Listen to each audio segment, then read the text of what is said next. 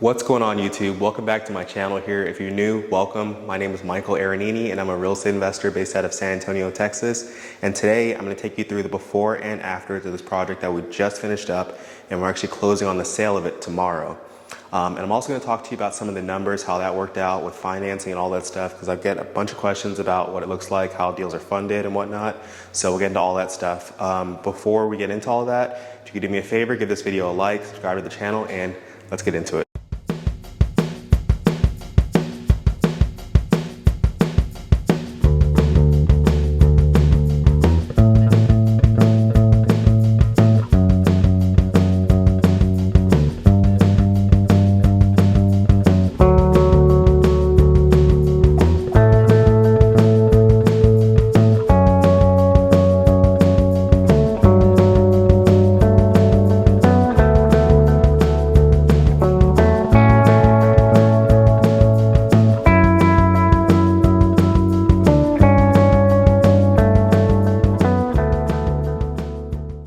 So as you can see, this house is in really bad shape when we bought it. But kind of some of the grand, big stuff that we did here, we got a new roof on the place. The roof was really old, probably the original roof from like 50 years ago. So we got that replaced. We got all new windows here. We also rewired the house. We did that for two reasons. One was because there had been, plenty of rodents and whatnot that were in this house before. So a lot of the wiring was probably chewed up. And then also because the house had aluminum wiring, and that's just not something that's really desirable. A lot of insurance companies won't even insure properties that have aluminum wiring. So because of those two things, we decided to completely rewire this whole house. Beyond that, we also had all new ductwork put in here. We had a new AC system put in here. We also had to do a few different plumbing renovations here and there. And because of the condition the house was in, the city had actually, I don't know if condemn would be the right word, but they said that no one was allowed to live here. So they took the electric meter and the gas meter off the property. We didn't do any modifications to those things, but just because they didn't have meters before, we had to pull permits for the gas, and we were already doing electric anyways, but we had to pull a permit for the gas and have those inspected before we can get our gas and everything reset here. So had a ton of permits we had to pull for this project. I think it was like 7 or 8 permits in total. All right, so starting here at the beginning of the house, this space we actually kept the same. But right over here, this area here had like an archway here, and then right over here, this was like closed up. So we actually opened this up, so the whole space here now is open. We also put these accent walls in, which is the first time I've ever done these. I like the design, not sure about the color. I like the green personally, but I kind of think that it wasn't something that was really neutral, and that's usually what we're going for. So let me know what you think about these accent walls, if you think the color was good and the design too. So moving on to the kitchen, we had like a row of cabinets that were up here on the top. We got rid of those, put pendant lights in the kitchen over here. We put recessed lighting in, and then we went ahead and put these taller shaker cabinets. So a standard shaker cabinet height is like 30 inches. These ones are 36, so they're a little bit taller, make things feel a little bit bigger in here. We also have the granite counters, white subway tile backsplash. So we've got like white and black kind of going on throughout the whole house. Kind of a neutral look that we usually go for. And then now, like I said, we have this really big open living space here that flows all the way to the front of the house. And then like our dining area right over there. Alrighty, so before I show you the bedrooms and the rest of this house, let's talk about the numbers and all the financing and stuff. So I bought this house for $114,000.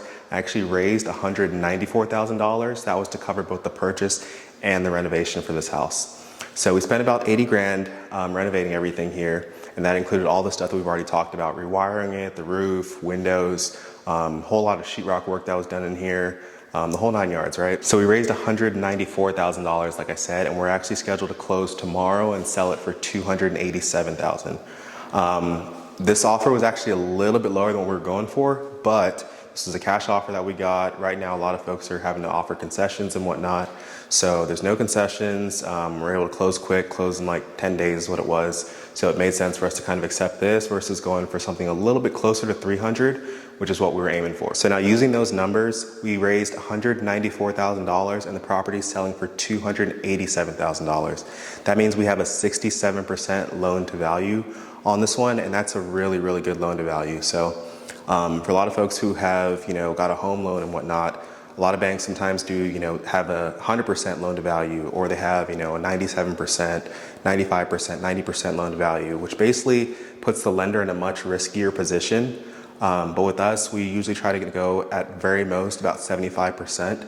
Is about the highest. So it really puts our lenders in a really secure position. If anything bad were to happen, there's a lot of room and a lot of margin to make up for that stuff. So now obviously raising money like this isn't free. So like I said, we raised $194,000 for this, and our payoff to our private lender on this one is just shy of $213,000. So the lender's making around 19 grand in about 7-8 months or so on this one. And they didn't really have to do anything. They sent the money in, we gave them periodic updates, we got insurance on the property, a title policy on the property, we dealt with all the renovations, we dealt with selling the place, and now they're getting their, wire tomorrow for all their payoff plus their interest. So that's kind of how that works with raising money, financing, how we fund these deals. But now let me go ahead and show you the bedrooms and the rest of this house. So let's go on this way. Over here we got this master bedroom, which, to be honest, I think is kind of a funky layout. It does have these nice, vaulted ceilings in here, but I think it's a bit of a funky layout, kind of trying to figure out where you'd put furniture in here. Again, let me know what you guys think about that, but I didn't really think there was a good way to change it. One other thing I do like is the amount of natural light you can get in here. We only have this one small window that's over here. This was, I think, 2 foot by 6 foot. But we have this sliding glass door, so there's access through the master bedroom to get out to the patio there. Another thing I didn't quite like about this house was that it only had a single vanity here in the master, which to me is not really ideal, but didn't really matter. We sold the house in like 2 days, so we're good. And then in here, we've got this walk-in shower. We totally redid this whole thing. So this was kind of an irregular shape. So normally I'd like to just put in a prefab shower pan in here, but we did the whole pan custom and all the tile and everything on the walls because of the shape there, but it turned out really, really good. And then this house here is a 4-bedroom, 2-bath, 2 full bath house with a 2-car garage. So this is bedroom number 2. Coming on over here, bedroom number 3. Show you bedroom number 4 real quick. This here is bedroom number 4, pretty much all the same. And then this is our second bathroom down this way. So over here again, we've got a single vanity.